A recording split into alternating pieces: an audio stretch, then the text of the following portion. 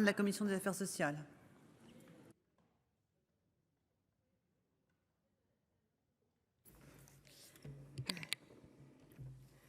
Madame la présidente, messieurs les ministres, madame la présidente de la commission, mes chers collègues.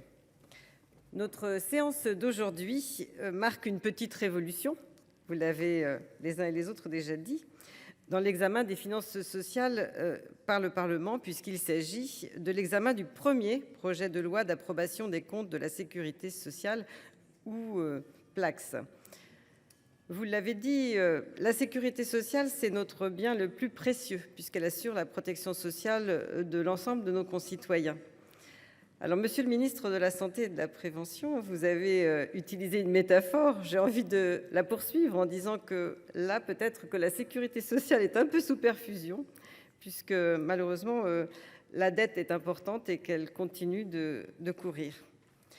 Les PLACS ou les LACS, si on considère les lois proprement dites, ont été instaurées par la loi organique du 14 mars 2022. Rappelez-vous, elles résultaient d'une proposition de loi organique de Thomas Mesnier, alors rapporteur général de la commission des affaires sociales de l'Assemblée nationale, et s'inspirant largement sur ce point d'une proposition de loi organique de Jean-Marie Vanlerenberghe, alors rapporteur général de la commission des affaires sociales du Sénat. Les LACS correspondent à l'ancienne première partie des lois de financement de la sécurité sociale examinées à l'automne. Et c'est sûr, nous nous réjouissons de ce printemps-été, puisque c'est un peu maintenant tardif, du débat social que nous engageons aujourd'hui. Le projet de loi d'approbation des comptes de la sécurité sociale doit être déposé avant le 1er juin afin de favoriser un chaînage vertueux avec le PLFSS. Afin de favoriser ce chaînage vertueux entre PLACS et PLFSS, le rapport annuel de la Cour des comptes sur l'application des lois de financement de la sécurité sociale jusqu'alors publié à l'automne est désormais conjoint au dépôt du PLACS. Malheureusement, les conditions d'examen de ce premier PLACS sont loin d'être idéales, mais je veux croire qu'il s'agit de simples difficultés passagères venant de la nécessité de chacun de s'adapter à ce nouveau contexte. Mais il est vrai que nous avions beaucoup débattu lors de cet examen de la loi organique et il nous semblait plein de promesses pour débattre avec un certain nombre d'informations sur l'efficacité et l'efficience de nos lois concernant la sécurité sociale. Comme vous le savez, la Commission a adopté une motion, ce n'est pas une surprise, je l'imagine, tendant à opposer la question préalable. Cela s'explique par 3 raisons dont chacune la justifie à elle seule. La première raison est le refus de la Cour des comptes de certifier les comptes 2022 de la CNAF et de la branche famille en conséquence de l'augmentation des erreurs dans le paiement des prestations. Dans le cadre de l'indicateur à 24 mois, je voudrais rappeler que les erreurs à la hausse ou à la baisse pour les prestations versées en 2021 étaient de 7,6% contre un mieux quand même en 2019 puisque c'était à 5,5%.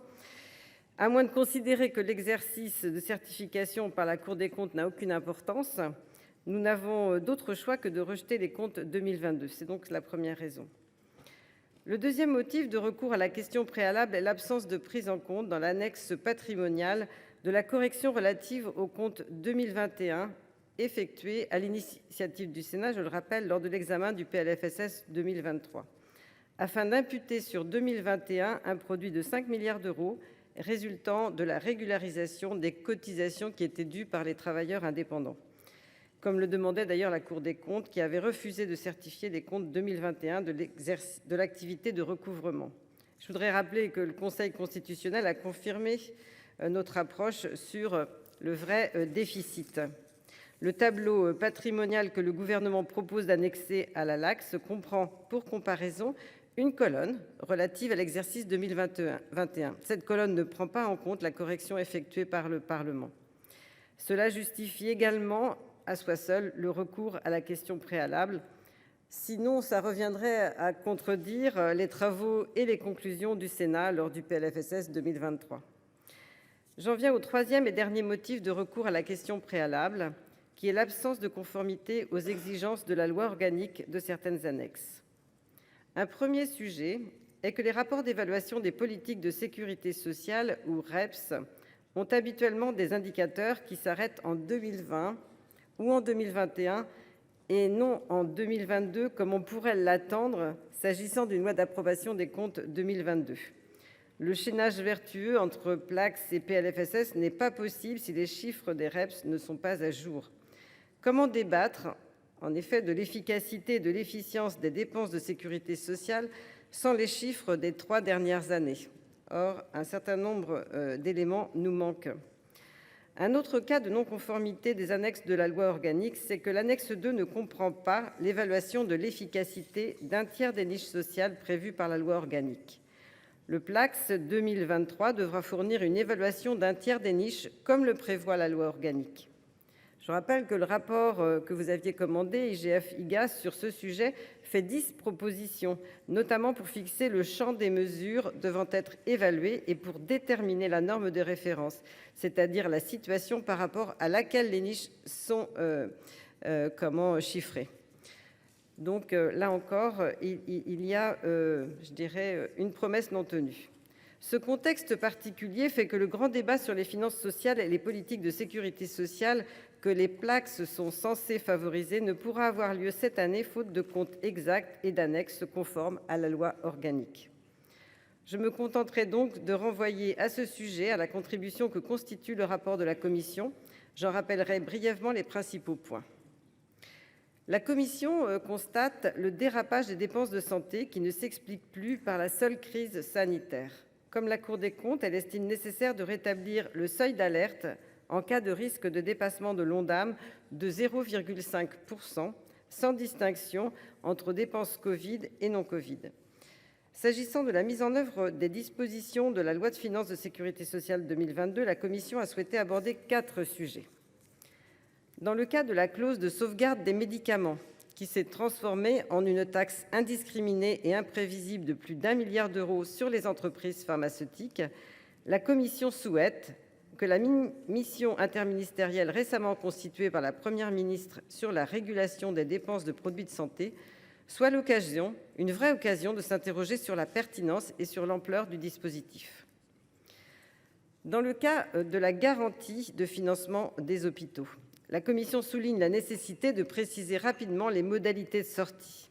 En effet, en 2022, c'est une dépense de 2,7 milliards d'euros, après 1,9 milliard d'euros en 2021 et encore avant 2,5 milliards d'euros en 2020, c'est-à-dire qu'on dépense plus que l'année où elle a été mise en œuvre. Dans le cas de la généralisation de l'intermédiation des pensions alimentaires, la commission souligne qu'il convient de rester vigilant sur la mise en œuvre de la réforme, dont le succès implique la bonne information des parents, le respect par les avocats de leur obligation de transmission de dossiers à l'ARIPA et de la part de l'ARIPA la gestion d'un fort afflux de dossiers qui ne devra pas empêcher l'augmentation du taux de recouvrement des impayés. Enfin, la commission considère qu'il faut mettre effectivement en œuvre la réforme des services autonomie à domicile. La loi prévoit que le décret fixant le cahier des charges doit être pris au plus tard le 30 juin 2023. Or, nous sommes le 3 juillet. Messieurs les ministres, où en sommes-nous ? Enfin, la commission a souhaité s'intéresser au sujet d'actualité de la fraude sociale. On sait maintenant, grâce au rapport de la Cour des comptes sur l'application des lois de financement de la sécurité sociale de mai dernier, que la fraude aux prestations coûte entre 6 et 8 milliards d'euros. Le 30 mai, vous l'avez rappelé, monsieur le ministre, vous avez annoncé un plan de lutte contre la fraude sociale. Ce plan nous semble aller dans le bon sens. Il y a des éléments positifs dans mes propos. Il faudra toutefois éviter que la focalisation sur le sujet médiatique des cartes vitales surnuméraires amène à se détourner des principaux enjeux de lutte contre la fraude. On sait qu'entre 2019 et 2022, on est passé de 600 000 à 3 000 cartes perdues. En fait, elles n'ont pas été désactivées. Il faut le dire parce que ça reste encore dans l'opinion une légende. Il faudra également s'assurer que les dispositions législatives sont effectivement appliquées et que l'augmentation des moyens n'est pas un simple effet d'annonce. En somme, messieurs les ministres, mes chers collègues, il me semble que nous nous trouvons au milieu du gué. Le PLACS 2022 n'est pas encore à la hauteur de ce qu'impose la révision organique de 2022. Il reprend des comptes 2021 et 2022 erronés et ses annexes ne respectent pas certaines dispositions importantes de la loi organique. Toutefois, ces problèmes n'ont pas vocation à se reproduire chaque année. On peut supposer, et je l'espère, que les prochains Placss présenteront des comptes exacts, certifiés par la Cour des comptes, que les REPS seront à jour et que les niches sociales seront effectivement évaluées.